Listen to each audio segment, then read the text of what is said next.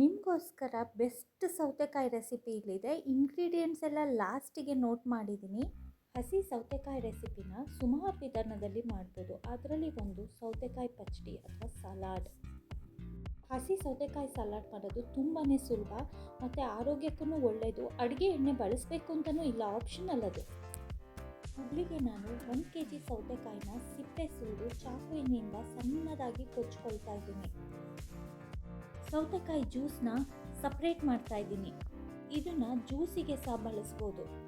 1 kg ಸೌತೆಕಾಯಿಗೆ 1 spoon ಉಪ್ಪು ಹಾಕಿದ್ದೀನಿ ಮತ್ತು ಅದನ್ನು ಮಿಕ್ಸ್ ಮಾಡಿಬಿಟ್ಟು ನೀರು ಬಿಡಲಿ ಅಂತ ಸೈಡಿಗೆ ಇಡ್ತಾ ಇದ್ದೀನಿ.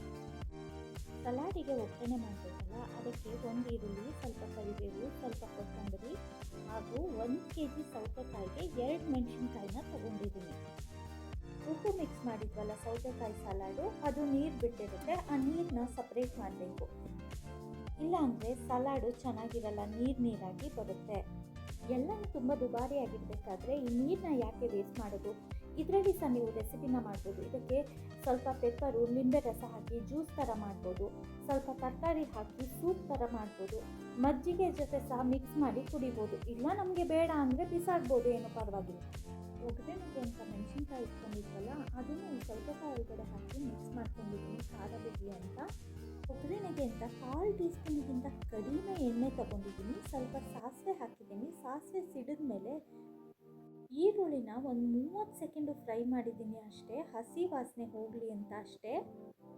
ಈ ಒಗ್ಗರಣೆನ ಸೌತೆಕಾಯಿ ಸಲಾಡ್ ಒಳಗಡೆ ಟ್ರಾನ್ಸ್ಫರ್ ಮಾಡಿ ಇದಕ್ಕೆ ಕೊತ್ತಂಬರಿ ಸೊಪ್ಪು ಹಾಕ್ತಾಯಿದ್ದೀನಿ.